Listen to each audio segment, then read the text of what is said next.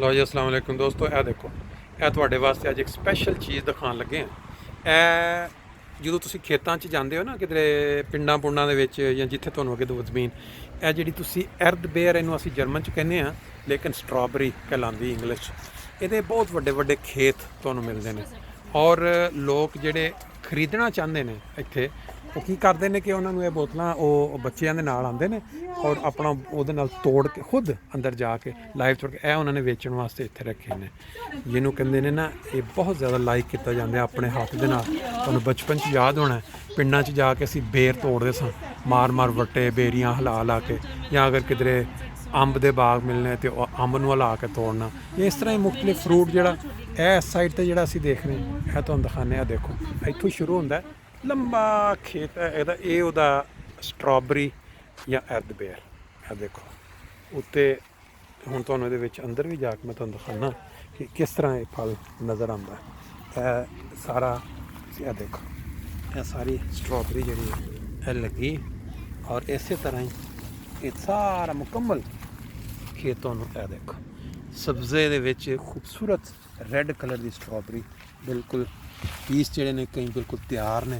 ਇਸ ਤਰ੍ਹਾਂ ਇਹਨਾਂ ਨੇ ਇਹ ਸਹੂਲਤ ਦਿੱਤੀ ਹੈ ਲੋਕਾਂ ਵਾਸਤੇ ਕਿ ਆਉਣ ਲੋਕ ਆਪਣੀ ਮਰਜ਼ੀ ਦੇ ਨਾਲ ਇਸ ਤਰ੍ਹਾਂ ਹੱਥ ਦੇ ਨਾਲ ਤੋੜਨ ਤਾਜ਼ਾ, ਔਰ ਤੋੜ ਕੇ ਆਪਣਾ ਉਹ ਜਿਹੜਾ ਉਹਨਾਂ ਨੇ ਡੱਬੀ ਜੀ ਦਿੱਤੀ ਉਹਨੂੰ ਭਰ ਲੈਣ, ਭਰ ਕੇ ਤੇ ਫਿਰ ਜਾ ਕੇ ਅੱਗੇ ਆਪਣੇ ਪੈਸੇ ਦੇ ਕੇ ਤੇ, ਕਿਉਂਕਿ ਇਹ ਬੜਾ ਤੁਹਾਨੂੰ ਹਰ ਇਨਸਾਨ ਨੂੰ ਪਤਾ ਹੈ, ਬਚਪਨ 'ਚ ਵੀ ਦੇਖਿਆ ਕਿ ਜੋ ਮਜ਼ਾ ਆਪਣੇ ਹੱਥ ਨਾਲ ਤੋੜ ਕੇ ਖਾਣ ਦਾ ਆਉਂਦਾ। ਤੁਸੀਂ ਕਿਧਰੇ ਖੱਖੜੀਆਂ ਦੇ ਵਾੜੇ 'ਚ ਚਲੇ ਜਾਓ, ਕਿਤੇ ਤਰਬੂਜ਼ ਦੇ ਵਾੜੇ ਚਲੇ ਜਾਓ, ਜਾਂ ਕਿਧਰੇ ਆਪਣਾ ਬੇਰ ਲੱਗੇ, ਅਮਰੂਦ, ਜਾਂ ਬਾਗਾਂ ਦੇ ਵਿੱਚ ਜਿੱਥੇ ਕਿੰਨੂ ਲੱਗਾ ਹੁੰਦਾ, ਜਦੋਂ ਤੁਸੀਂ ਜਾ ਕੇ ਤੇ ਉੱਥੇ ਆਪਣੇ ਹੱਥ ਨਾਲ ਤੋੜ ਕੇ ਖਾਂਦੇ ਹੋ, ਉਹਦਾ ਮਜ਼ਾ ਹੀ ਹੋਰ ਹੈ। ਦੇਖੋ ਕਿੰਨੀ ਜ਼ਿਆਦਾ ਤੁਹਾਨੂੰ ਸਟ੍ਰਾਬੇਰੀ ਨਜ਼ਰ ਆ ਰਹੀ, ਇਸ ਤਰ੍ਹਾਂ ਮੁਕੰਮਲ ਖੇਤ ਹੈ। ਉਹ ਕਹਿ ਰਹੀ ਸੀ ਮੈਨੂੰ ਕਿ ਤੁਸੀਂ ਅਗਰ ਆਪਣੇ ਆਓ ਸੁਬਾਹ, ਕੱਲ੍ਹ ਬਹੁਤ ਰਸ਼ ਹੋਏਗਾ ਲੋਕੀ ਜਿਹੜੇ ਲੈਣ ਵਾਸਤੇ, ਲੇਕਿਨ ਮੈਂ ਆਖਿਆ ਅਸਲ ਮੇਨ ਮਕਸਦ ਤਾਂ ਸਿਰਫ ਰਸ਼ ਦਿਖਾਉਣਾ ਨਹੀਂ, ਮੇਨ ਮਕਸਦ ਹੈ ਕਿ ਕਿਸ ਤਰ੍ਹਾਂ ਦੀ ਇਹ ਚੀਜ਼ ਹੈ ਤਾਂ ਕਿ ਲੋਕਾਂ ਦੇ ਲਾਲਚ ਆ ਜਾਏ।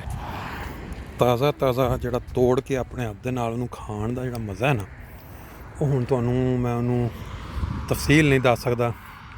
ਇਹਨੂੰ ਮੈਂ ਖਾ ਕੇ ਦੇਖਿਆ, ਪਰ ਕਿਆ ਬਾਤ ਹੈ, ਟੇਸਟ ਹੀ ਆਪਣਾ ਹੈਗਾ। ਆਇਆ ਤਾਂ ਮੈਂ ਸਿਰਫ ਵੇਖਣ ਸੀ, ਦੇਖਣ ਦਿਲ ਕਰਦਾ ਕਿ ਮੈਂ ਹੁਣ ਇੱਥੋਂ ਇੱਕ ਦੇ ਕੋਲ ਲੈ ਹੀ ਜਾਵਾਂ ਕੋਈ ਖਰੀਦ ਕੇ।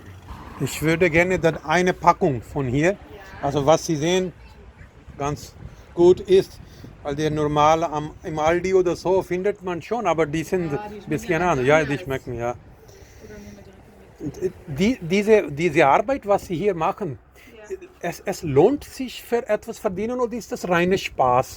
Also wenn Sie jetzt dann... Nein, ich bin ja hier nur angestellt. Nur angestellt, okay, also Besitzer ist jemand andere, also Inhaber, okay.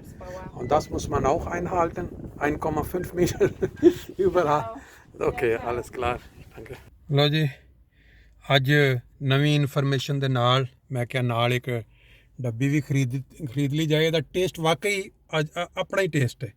ਜਿਹੜਾ ਉਹਨਾਂ ਨੇ ਕਾਨੂੰਨ ਇਹ ਰੱਖਿਆ ਕਿ ਜਿਹੜਾ ਬੰਦਾ ਆਪਣੇ ਘਰੋਂ ਲਿਆ ਕੇ ਬਰਤਨ ਆਏਗਾ, ਇੱਥੋਂ ਉਹਨੂੰ ਤੋੜ ਕੇ ਲਏਗਾ, ਉਹਦੀ ਪ੍ਰਾਈਸ ਅੱਧੀ ਹੈ, ਜਿਹੜੀ ਉਹਨਾਂ ਨੇ ਆ ਬਣਾ ਕੇ ਰੱਖੀ ਨੇ ਪਹਿਲੇ, ਇਹਦੀ ਡਬਲ ਪ੍ਰਾਈਸ ਹੈ।